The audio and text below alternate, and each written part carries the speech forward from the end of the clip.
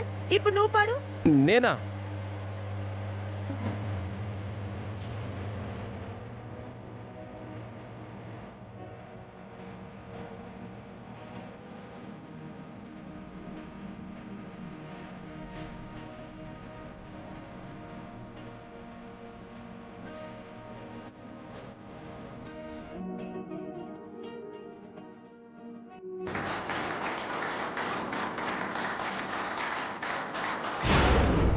చంటి, అందరూ పాటలేనా?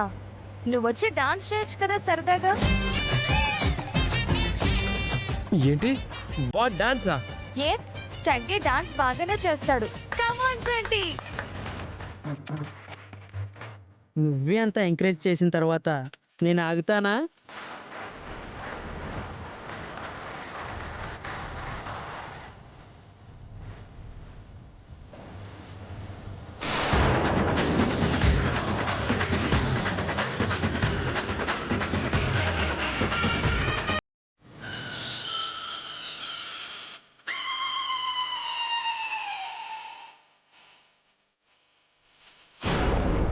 అన్నా, ఏమైంది? అది తెలీదు మేడం, చూడాలి. చెప్పానా? నేను చెప్పానా? ఎవ్వరూ వినిపించుకోరు. వాడి వెయిట్ మోయడానికి బస్సే ఇంతసేపు నానా అవస్థలు పడింది. అలాంటిది ఇప్పుడు డాన్స్ అన్నావు. వాడు 2 స్టెప్పులు వేశాడు, అంతే, బస్సు డ్యామేజ్. ఏంటి చరణ్, చంటిని కామెంట్ చేస్తావు? ఏ, లావుగా ఉన్న వాళ్ళు బస్ ఎక్కితే బస్ డ్యామేజ్ అయిపోతుందా? అది కూడా తెలియదు బ్రోకి. సరే, అందరూ కిందకి దిగండి.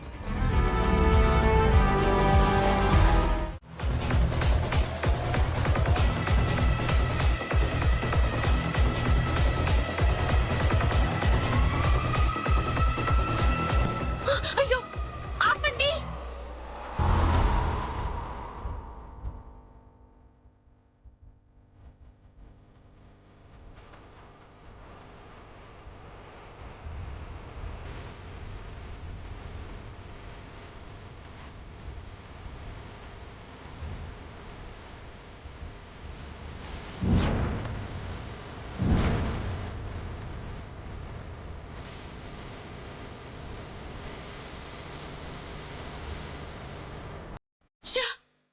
అమ్మ ఫోన్ కలవడం లేదే, ఇప్పుడు ఎలా?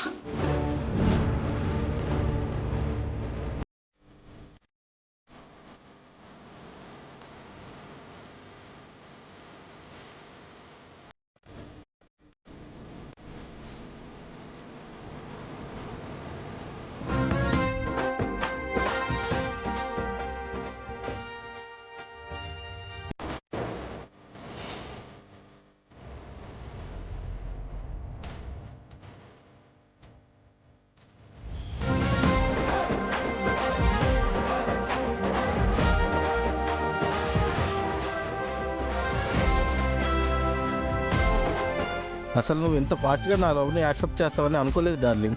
అయినా నాలో నీకేం నచ్చింది? నీ హెయిర్ స్టైల్. నీది బట్టతనా? చిచి. అది కాదు రమ్య, రమ్య.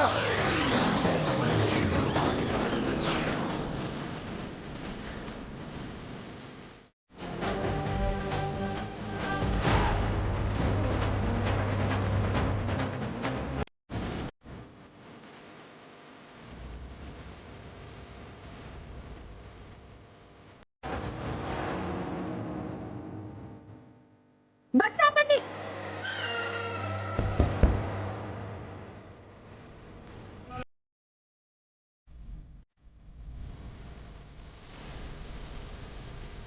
పల్లవి, నువ్వు ఎక్కలేదా?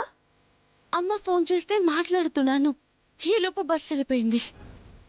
సరే సరే, పద.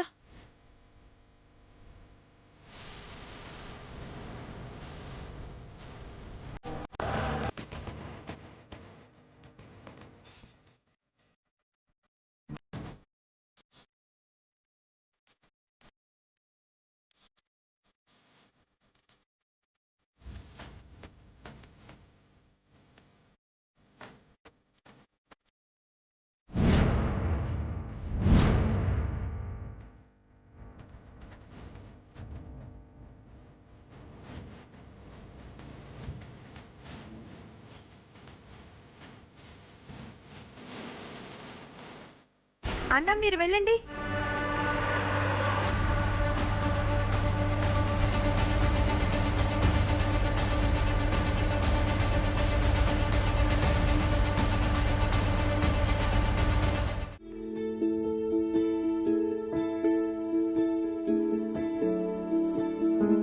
అందరూ దిగేసినట్టేనా? దిగేశాం మేడం.